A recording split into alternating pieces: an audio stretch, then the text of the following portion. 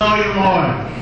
Nataway sa buhay po natin, that would be our prayer and every day of our lives that we want to know the Lord Jesus Christ. Amen?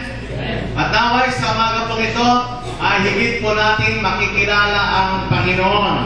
Kung kilala niya ang Panginoon, our prayer, ay lalo pa po natin higit na makikilala ang Panginoon. Sabagat pag lalo po natin nakikilala ang Panginoon, lalo po nating mamahalin ang Panginoon at lalo pa po nating paglilingkuran ang Panginoon. Amen?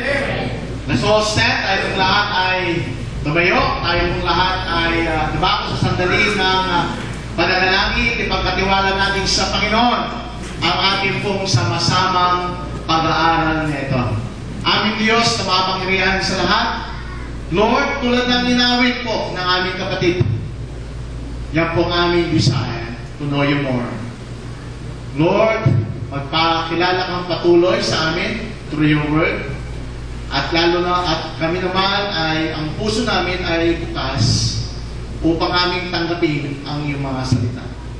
At nawa sa aming sama-samang pag-aaral, pagbubulay, nawa kami ay gumawa ng mga pagpapasya na magbibigay lugod po sa iyo.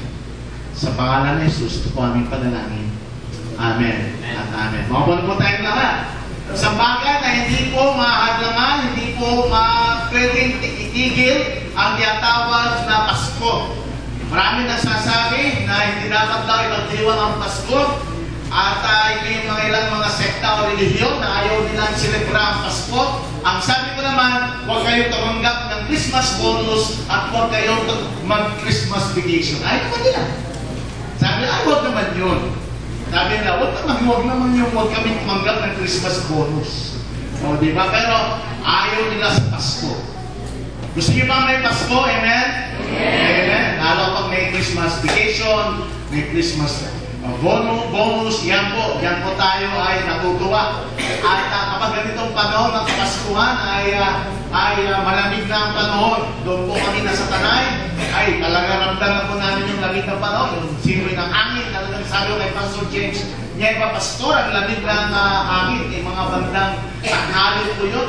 Talagang malamig na po yung hangin doon sa lugar ng Tanay. At one time, nag-preach po ako sa isang seminary po doon sa Antipolo this week. Ay ramdam po yung lamig. Kaya yung kung tinanong po sila, kayo ba ay cold? Kayo ba nilalamig? Sumagot sila, amen. Yung isa ay tungkol sa calling. Kayo ba tinawag? You are cold? Ay hindi sila kumikibo. Anyway, muli ng Panginoon dahil kumilos ang Diyos doon sa service na yan. At pag itong mga panahon ng Kapaskuhan, ano mapapansin niyo po sa maraming mga kababayan po natin? Ang loob ng mall, ano po mapapansin niyo ang mall? Talagang naman puno-puno ang mga malls, ano po? At namamasyal tayo sa mall. May bagong balita tayo, may bagong tinayong mall dyan sa ating lugar sa Malabon, sa may malapit sa church, isang hakbang lang ay nandun na po yung Robinson Town Mall, o bagong mall yan, at hindi mahuli si Pastor Gary, hindi kami mahuli dyan. Nung bagong bukas yan, ay talaga naman nandyan na. At hindi pwede malate ang mga taga-Malabon dyan. At kaya kayong mga taga rito sa Valenzuela, dahil namin kayong bisatahin naman natin ang ating town mall.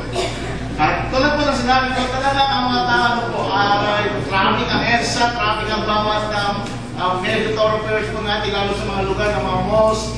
Yan po mula sa dulo po ng EDSA hanggang sa dulo po yan dito sa may monumento. Talaga naman ninyo, bawat area po dyan sa EDSA na yan, may Mohawks, hanggang sa dulo niya ng EDSA ay nandyan yung Mall of Asia, hanggang dulo po ay nandyan ang mall pa rin ng Valenzuela. Every cities of Metro Manila ay nandiyan po, at bawat city ay higit pa sa isa ang mall. Kaya makita po natin, ang mga tao makita talagang nandiyan po sila. At dito makita po natin ay ang tao ay makita natin sila ay nandiyan ang focus po nila, more of consumerism, at talagang paano ang pera ng tao ay talagang dyan nauubos. At nawa ang focus ay parang more of the materialism, more focus of the things na kung saan meron sa mga Pasko na yan. But then sa atin po ay ang focus po naman natin ay doon pa rin sa dahilan kung bakit tayo nagdiriwang ng Pasko. Diyan pa rin tayo kung bakit may Pasko dahil kay Kristo. At makita po natin na sa tuwing dumarating ang Paskuhan, lahat ay masaya. Walang malungkot kapag panahon ng Kapaskuhan. At nandun pa rin ang natuwa sa kabila na yes, may kalungkutan, kalumbayan. Pero we want to see everyone happy. Ano po, lahat masaya. Pero sa kabila, lahat yan ay mga mukha natin, ipinapakita natin masaya, lahat ipinapakita natin ating damdamin masaya. But then, ang Panginoon nating Diyos ay tumitingin pa rin sa condition ng ating puso. Tumitingin pa rin siya sa kalalagayan ng ating puso. At yan ang ating pag-uusapan ngayon pong umaga, the condition of the heart. The condition of the heart. I want to invite you to open your Bible sa book of Luke, chapter 8. Yan po yung binasa natin kanina sa ating pong responsive reading. At hindi makita po natin ang talinhaga tungkol sa paghahasit ng salita ng Panginoon. At ito po yung binanggit sa aklat po ng Mateo, ito yung binanggit din sa aklat ng Marcos. Pero dito po sa aklat ng Lucas, ay binigyan din po rito ng ating Panginoon yung tungkol sa tinatawag na ang tumatanggap ng salita ng Diyos ay depende sa kondisyon ng puso. At dito makita po natin kung paano po ang salita ng Panginoon na walang sulir, walang problema ang salita ng Panginoon. Ang salita ng Diyos ay buhay. Ang salita ng Diyos ay makapangyarihan. Ang salita ng Diyos ay meron pong kapangyarihan gumawa sa buhay natin. Kaya naman ang salita ng Panginoon, ito po ay nahasik. Ito po ay ating kinakailangan isabog, kinakailangan po natin ikalat sa lahat ng tao. At ang mga tao naman ay makikinig sa salita ng Panginoon. Kaya naman, ang sigaw ng Panginoon Jesus dito, ang lahat ng may tainga ay makinig. Lahat na mayroong binigyan ng tainga, makinig. Ibig sabihin lamang yun ay binigyan tayo ng Diyos ng kapasidad para makinig.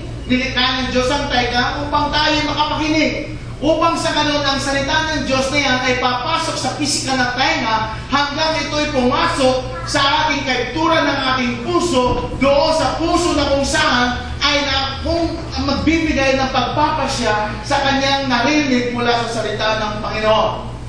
So, tingnan po natin ang apat na uri na pinakasadlakan ng salita ng Diyos. Una ay, binanggit po dyan na ang salita ng Panginoon ay nahasik sa mga batuhan. At pinaliwanag agad ito at ito'y sinasabi na itong salita ng Panginoon na hasik sa batuhan doon sa may dakinandaan ay nawala ito. Kinuha ka agad. At ipinaliwanag ng Panginoon Jesus na madali itong mawala dahil ninanakaw ito ni Satanas. Ninanakaw ito ng Diablo. Kinukuha ito ni Satanas. So sa bawat nakikinig ngayon, maging maingat po tayo na nawa yung salita ng Diyos nating narinig ay talaga naman isa puso po natin. Dahil kapag hindi natin isa sa puso, walang ibang gagawin sa Satanas ngayon, kundi kukunin niya yung mga salita ng Diyos na naipunla sa inyong mga salita. Pangalawa ay makita po natin doon ay tungkol sa nahasik doon sa may lugar na batungan. Pero dahil ito po ay mababaw ang soil, ay kagad ito po ay namatay yung pong halaman na natin doon sa kunting tumutubong halaman na yun. Kaya dito pinaliwanag ng Panginoon na ang mga bato, pagkatapos nila yung marinig, ay tinanggap itong may sigla. Talagang masaya sila. Sumisigaw sila. Salamat ang Diyos sa Word of God. Praise God sa Word of God. Pero makita po natin na dahil wala itong ugat at ito'y makita natin na sumampalataya lamang sa sandaling panahon, ibig sabihin naniwala yan. Naniwala ako sa Word of God. Pero dahil hindi nga ito malalim, ano nangyari? Ito po ay hindi rin nagtagal. And then, nabanggit po dyan, yung tungkol sa nakasik sa tinatawag na tinikan.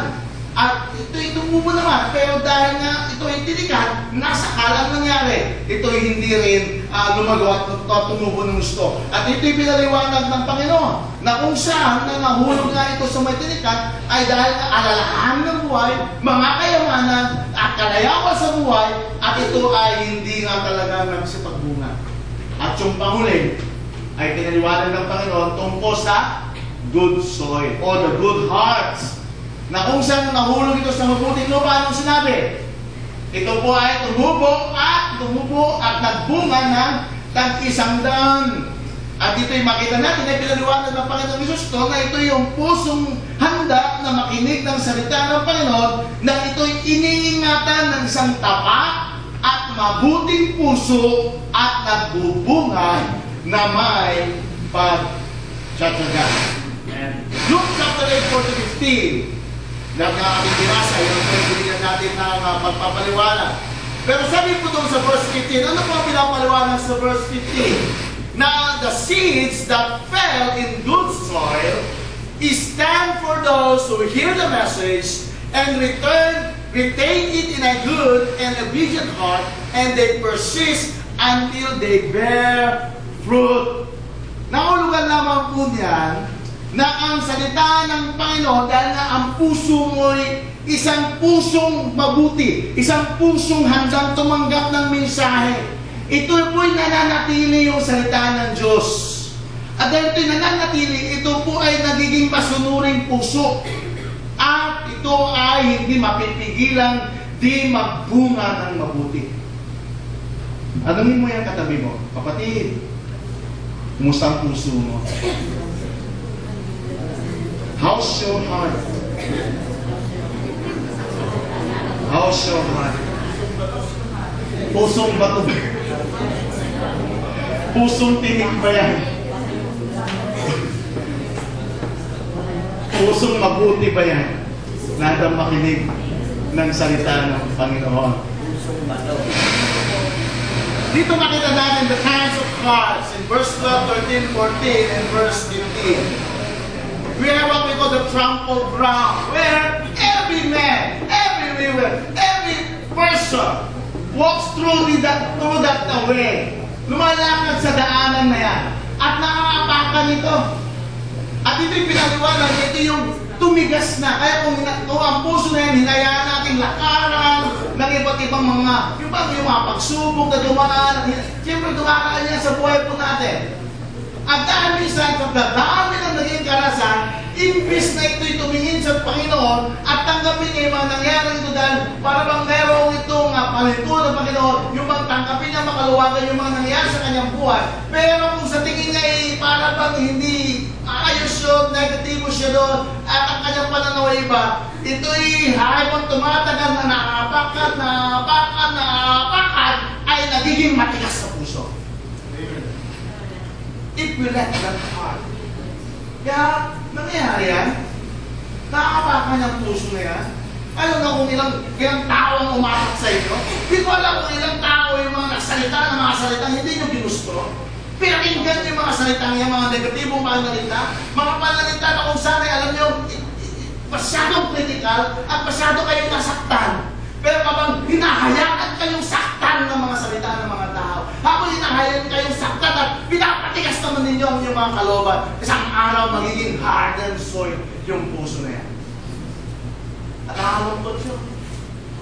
May mga taong gano'n. Di man sila makanig, if ever na mayroong mag-share sa kanila ng Word of God. Sarado kagad sila. Sarado isip kagad. Na kung saan ay magagalit pa sila.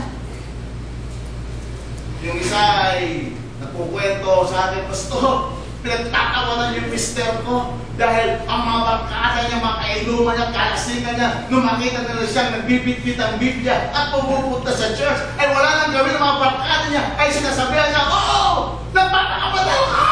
Hindi niya napapabangan! Halika rito! Kinom tayo kasi anak tayo. Ayun. Ay minsan dahil nagkakantsawan, napapagtawanan, bumibigay. Ganun po yung pressure, mga kapatid. Gusto nyo makalimutan na magandang matitinding pressure, nandito na si Pastor Gary. Tinding pressure, mga panahon na siya ay tumanggap sa Lord, at pakita ng talagang siya binago ng Panginoon. Yung mga dati niyang kainuman, ay nakainuman niya, at siya nagpapainom, siya nagpapakain, siyempre hanapin nila yun siya. Alintsaw yun. Di ko rin alam kung ano yung kwento niyo. Marahil gano'n, kapag nagpasimula na kayo mabuhay para sa Panginoon, siyempre, ano yung mga kantsaw, ano yung mga sasabihin nila, itutudyo nila sa iyo. Trampled ground, the hardened heart. Kung ikay lang rito at parang pinatigas na yung puso mo, ang prayer namin, ang salita ng Diyos na yung mga Panginoon,